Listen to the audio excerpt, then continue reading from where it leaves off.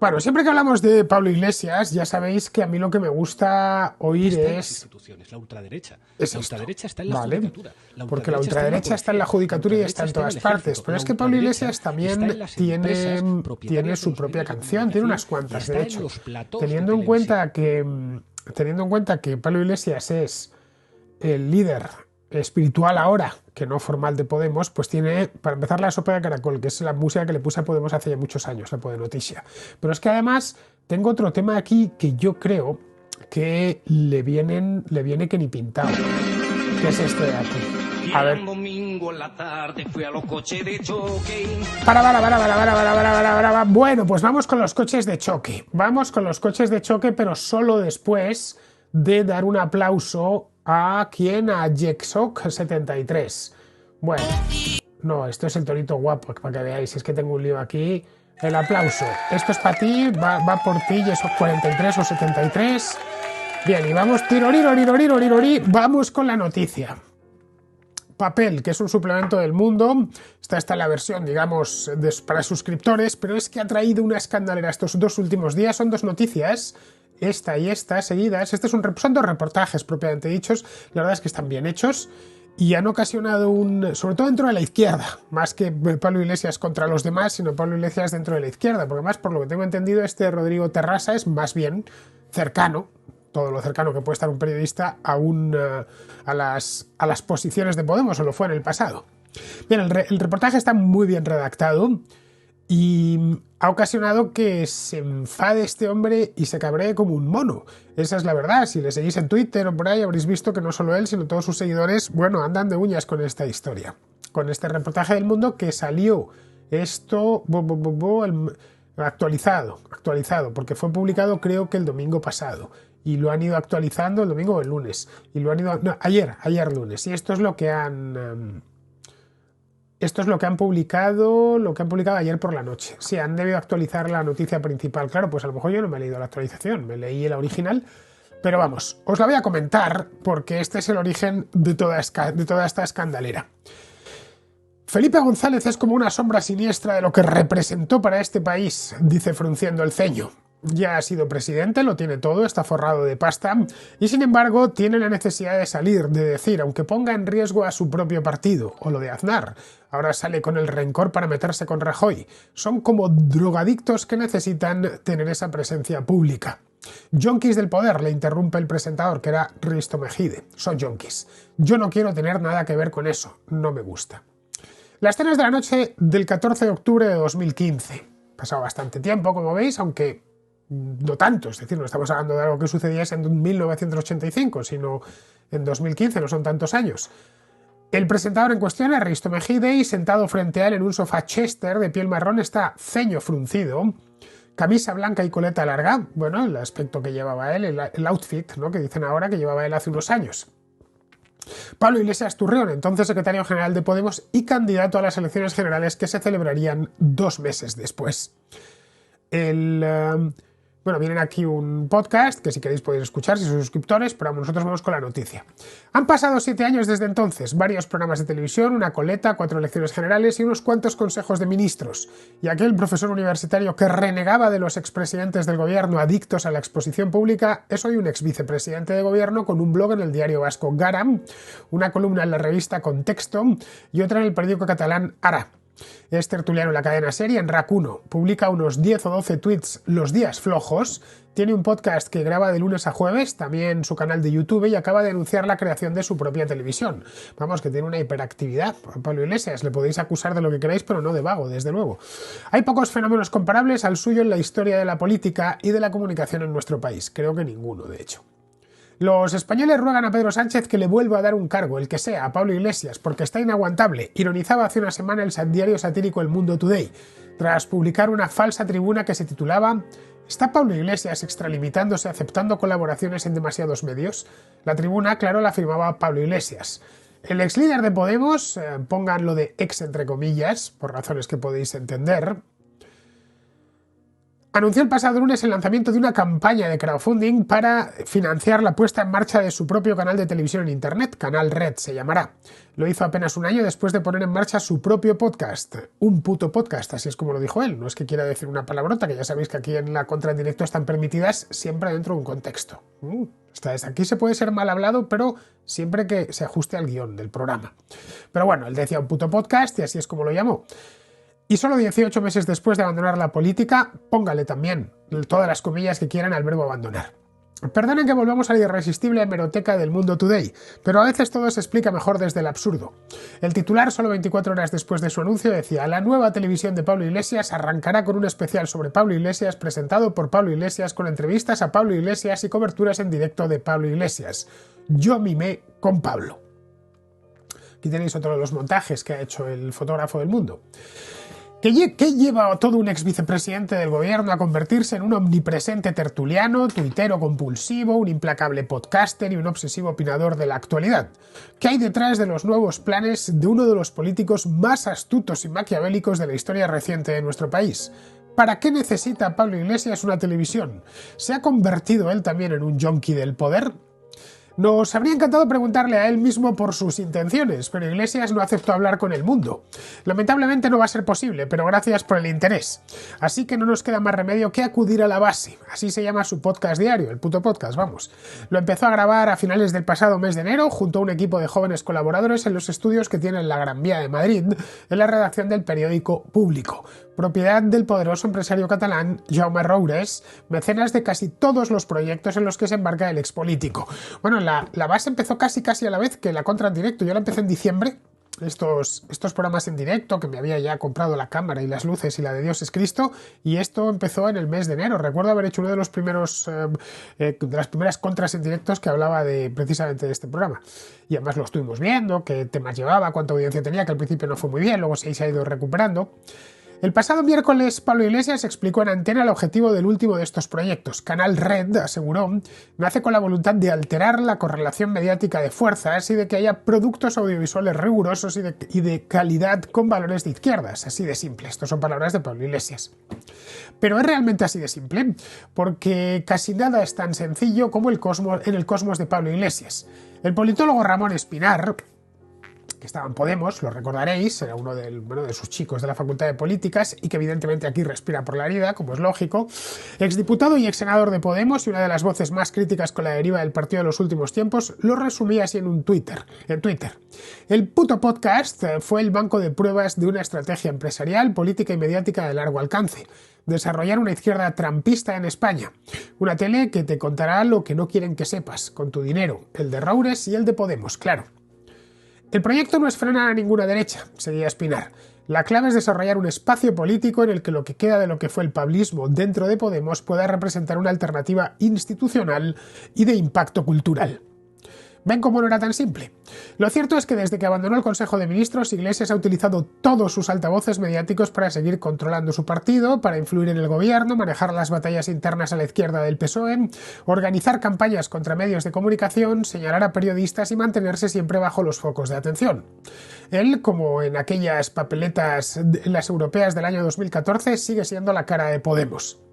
Es realmente asombroso que una persona como él, cuyo fracaso es tan grande como la gesta que consiguió, siga siendo un líder capaz de remover los cimientos de su espacio político cada vez que habla, asegura Lucía Méndez, analista política del Mundo.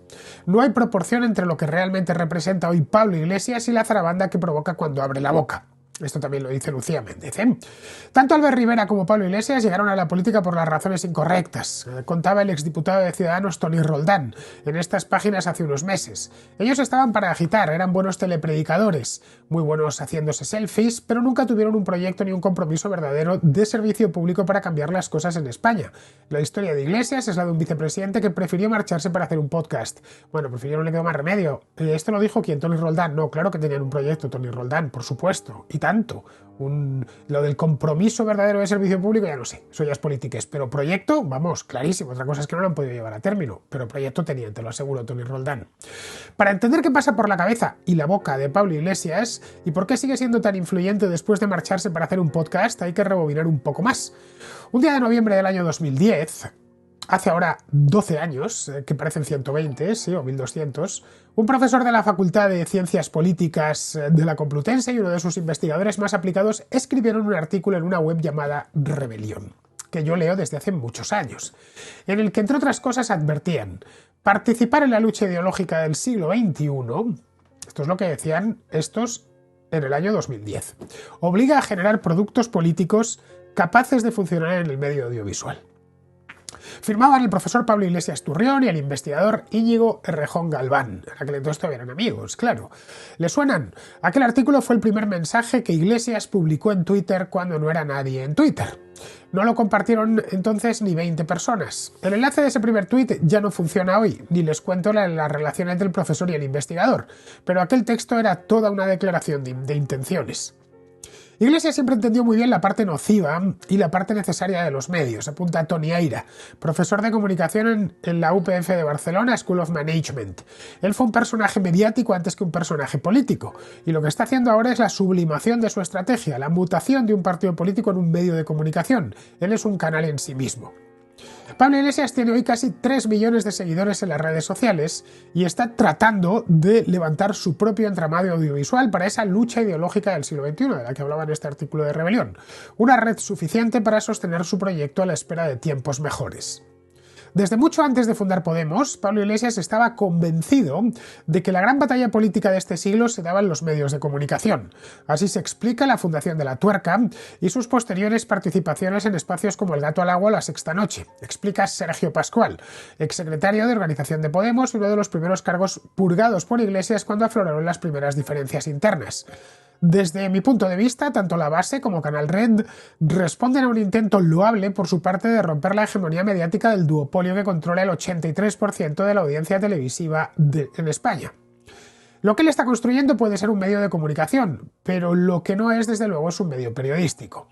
Es igual que El Socialista o Mundo Obrero, solo un órgano más de partido, rebate Antonio Maestre, que también ha sido entrevistado para este reportaje. En esto Antonio Maestre tiene más razón que un santo, esa es la verdad. Uno de los periodistas que mejor conoce el universo de Podemos. Bueno, porque ha estado chapoteando en él durante mucho tiempo y creo que lo sigue haciendo, por lo menos en ciertas partes de lo que fue Podemos. El objetivo de La Base y de su nuevo canal de televisión es tener un órgano de agitprop que sirva para renovar el partido y reconstruir su discurso. Es decir, Pablo Iglesias no se ha reconvertido en periodista igual que Teo García Egea se hizo criptogurú. ¿Os acordáis? Que se hizo criptogurú después de salir de la política. Teo García, lo de Teo, pues no sé si os acordáis de él, pero se metió en esto. Me lo recordó este domingo cuando leía esta noticia. Me pegué una carcajada, no me acordaba de ello. Bueno, lo suyo se hace criptogurú cuando las criptomonedas se hunden en la miseria. Ahora os doy un aplausito. Bueno, venga. Eso va por la cajita esa que me habéis dejado ahí, que no sé qué es. Bueno. Es decir, Pablo Iglesias no se ha reconvertido en periodista, igual que Teo García Egea se hizo criptogurú. Lo suyo no es un hobby de político jubilado. Su podcast y su futura televisión forman parte de una estrategia que sigue vigente. Él sigue dirigiendo Podemos y no hay ningún proyecto en el partido al margen de lo que él diga, subraya Lucía Méndez. El plan, según relatan fuentes internas de Podemos, tiene una vertiente política, otra mediática y una última vertiente comercial. Poder, rencor y pasta.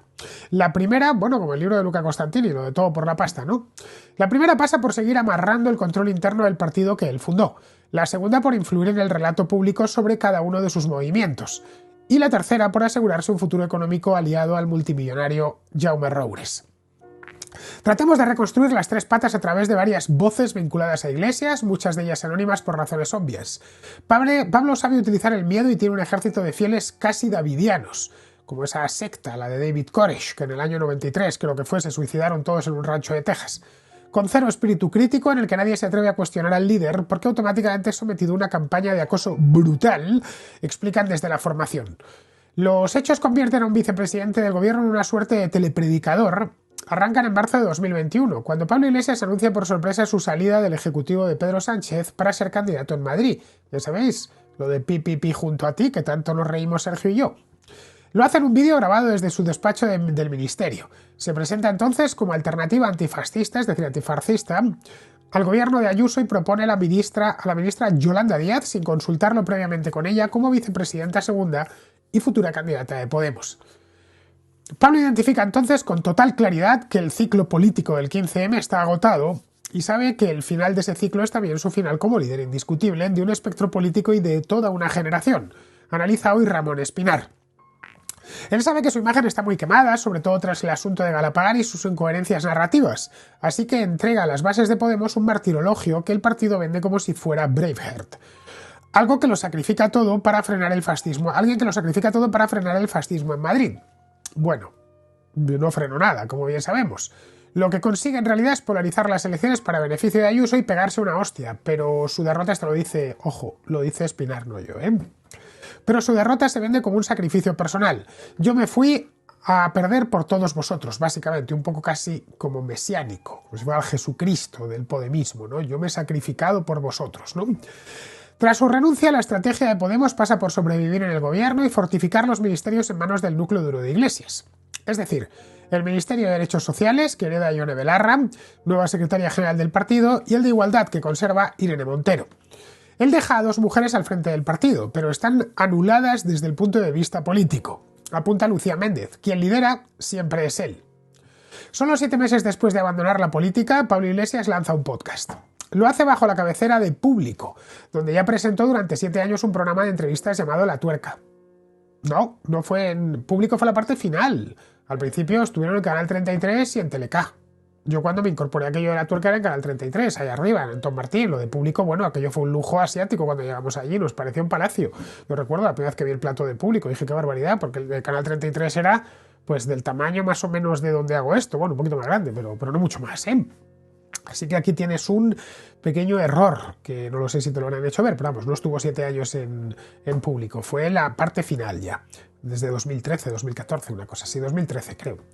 Desde la base, el ya exsecretario general de Podemos analiza la actualidad, fiscaliza los medios de comunicación y marca las líneas rojas de su partido. Se monta una herramienta mediática para Pablo con 2 objetivos, apunta Espinar. Por un lado, poder masacrar a la oposición interna desde fuera del partido y ya sin ningún tipo de cortapisas. Y por otro, para tener una fábrica de relatos de cara a la militancia. Ya lo intentaron en mayo de 2020 lanzando con escaso éxito un periódico digital llamado La Última Hora. Qué grandeza de periódico, que hace mucho que no visito, por cierto. Mea culpa. Dirigido por la militante de Podemos Dina Busselham, pero la base es el primer experimento personal de la particular máquina de fango de Pablo Iglesias. Claro, porque esto de La Última Hora, no sé vosotros, pero yo es que hace un montón que no lo visito y antes lo veía de vez en cuando, que fuera solo para reírme un rato, pero es que eso ha sido un fracaso absoluto, vamos, es que no es que hayan dado una exclusiva, que tampoco se pensaba que fuesen a dar una exclusiva, o la calidad de sus reportajes, ¿no? O sus análisis finos, pero no sé, que diesen un poco más de guerra. Pues nada, no se ha vuelto a saber de ellos desde hace un montón de tiempo. Voy a ver si cuando termine el directo me doy un paseo por La Última Hora. La verdad es que cuando lo iba allí había 4 columnas de opinión y el resto era las redes dicen no sé qué, no sé cuánto, las redes tal, parece que estaban los redactores que tengan ahí todo el día en Twitter mirando a ver de qué se hablaba y haciendo unos billetitos minúsculos. Que joder, que eso no es un periódico, caray. El periódico necesita algo más, ¿no? Necesita temas como este que lleva el mundo aquí. Bien, el podcast casi ha alcanzado los 20 millones de visualizaciones en YouTube desde su estreno en enero de 2022, pero en Spotify, por ejemplo, ocupa el puesto 45 entre los programas más escuchados. Sin embargo, sus mensajes amplificados por el propio Iglesias desde su cuenta de Twitter sí logran influir en la agenda política de la izquierda. La primera entrega del podcast habla sobre el poder mediático. No es casualidad. Cuando Iglesias es consciente del final del ciclo, considera que la única manera de rearmarse ideológicamente pasa por configurar un nuevo enemigo externo.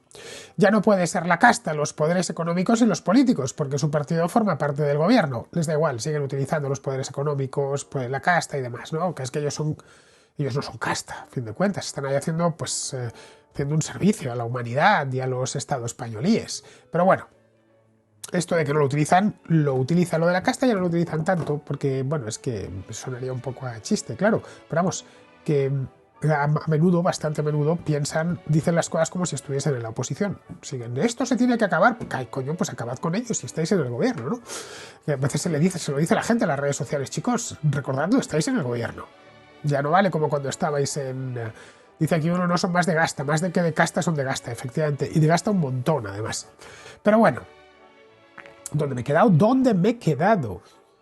Bla, bla, bla, bla, Spotty, esto ya lo hemos visto, ya no puede ser la casta, puede ser económicos. Bien, así que elige los medios de comunicación que siempre han tenido, y eso es una evidencia, un discurso muy crítico con Podemos. Bueno, depende qué medios de comunicación, no todos, algunos han sido una alfombra para Podemos o lo fueron en su momento, sostiene Antonio Maestre.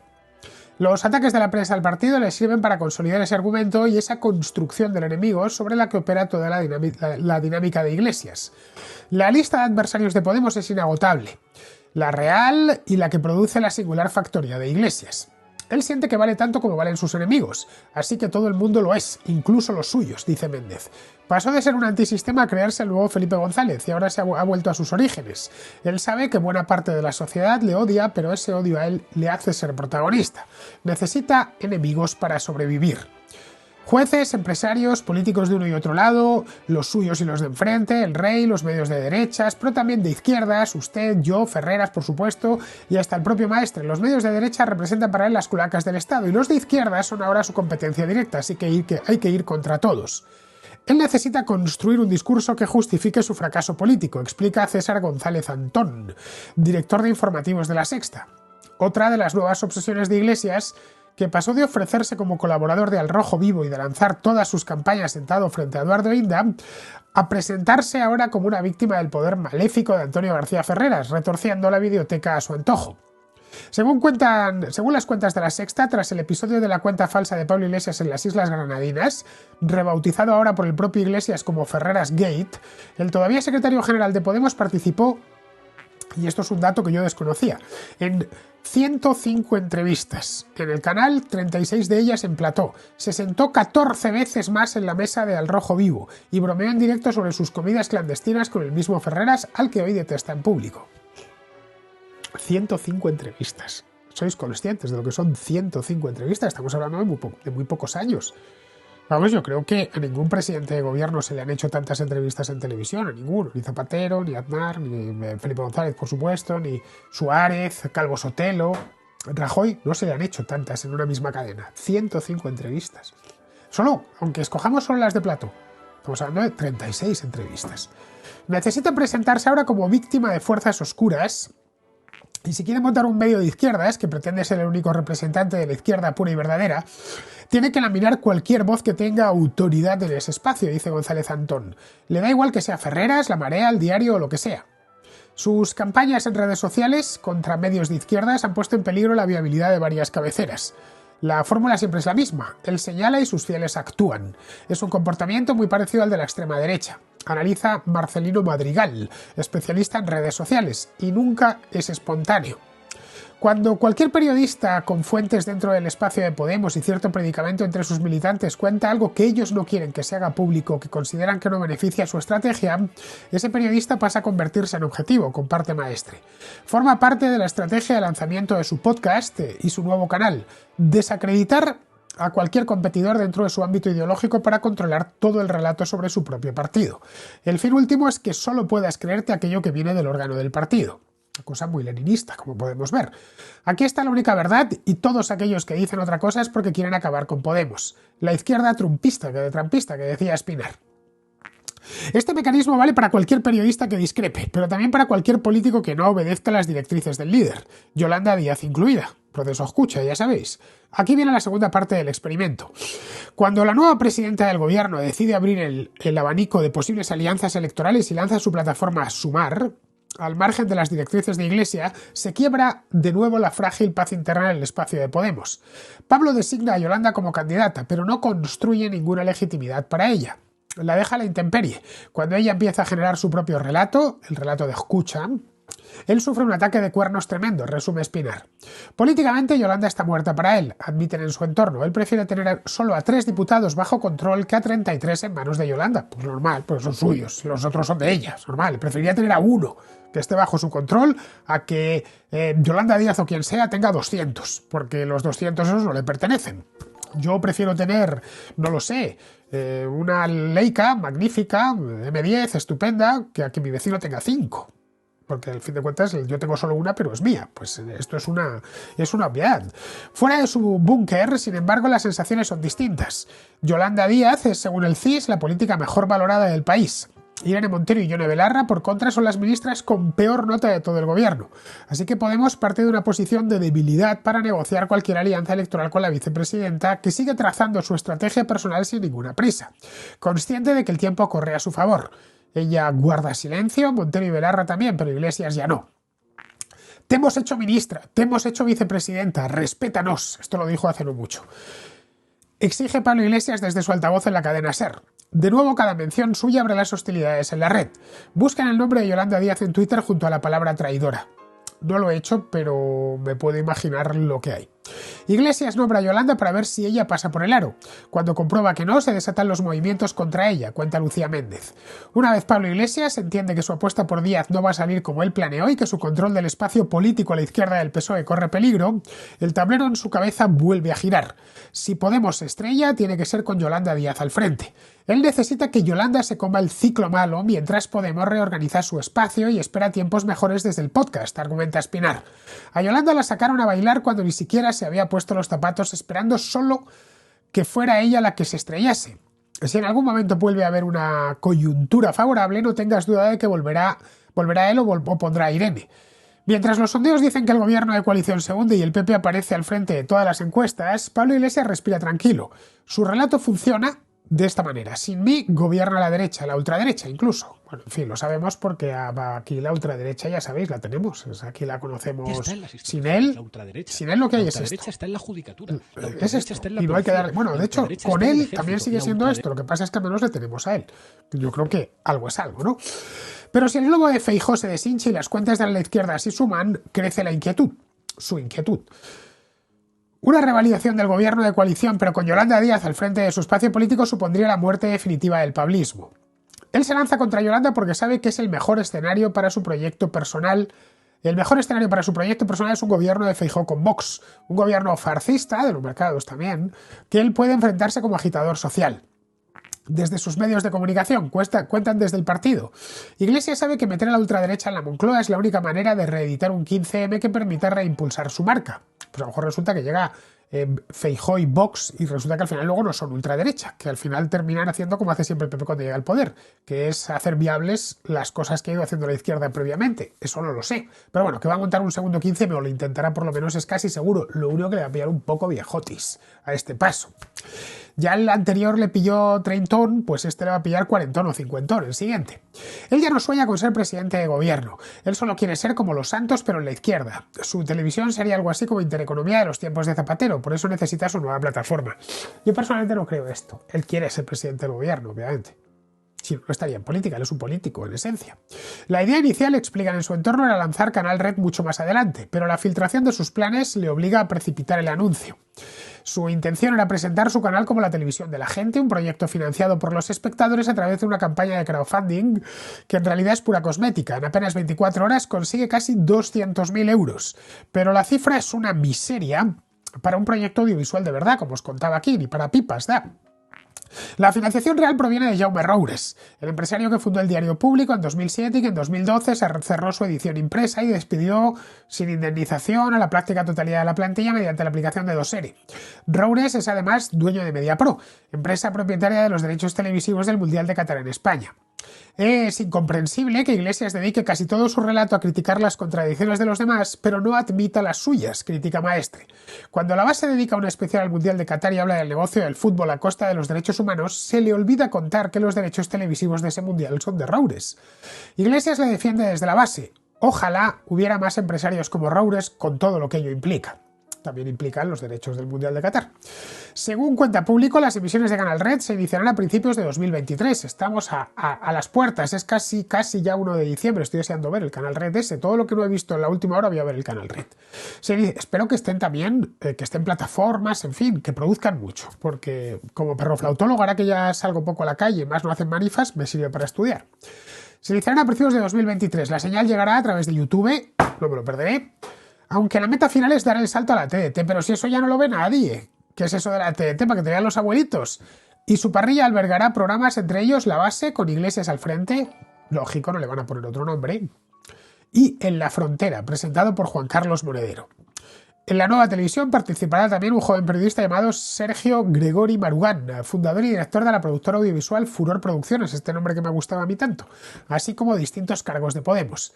Hay diputados que ya están contactando con gente en el Congreso para que sean analistas y colaboradores en la nueva tele, admiten en el entorno del partido.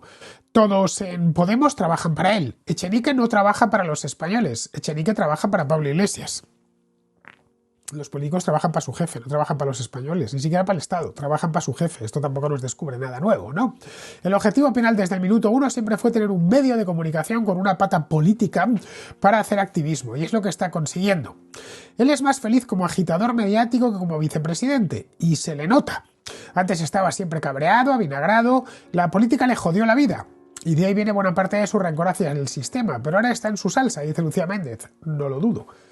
Es como el predicador de una secta, un líder religioso con un poder mediático que no se puede discutir.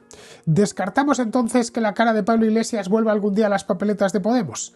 Pablo Iglesias es un político muy inteligente y sabe perfectamente cuáles son los ciclos y los momentos políticos, explica Maestre. Pues sí, claro, de esto se entiende, todo hay que decirlo. Podemos estar en un momento de repliegue y él necesita reconfigurar, blindar y bunkerizar a su militancia a través de un medio de partido a la espera de un momento más propicio. Yo no tengo ninguna duda de que volverá, sentencia Espinar. Lo que es claro que volverá. Es su trabajo, ¿no? Lo que él está construyendo es un movimiento milenarista. Su proyecto es él y se basa siempre en la segunda venida del profeta. Esto también lo dice Espinar, ¿eh? Bien, pues aquí tenéis el artículo. Bueno, media hora nos ha llevado a hacerlo entero. Es que era un reportaje bastante grande. Ya tenéis el artículo, el reportaje que publicó El Mundo el otro día y que ha formado tanta escandalera dentro de Podemos y dentro del propio Pablo Iglesias. Ahí lo tenéis, escrito por Rodrigo Terrasa. Así que nada, los que tuvieseis la duda qué decía y por qué Pablo Iglesias andaba tan enfadado, la razón la acabamos de ver, os la acabo de leer enterito y son varias páginas, ¿eh?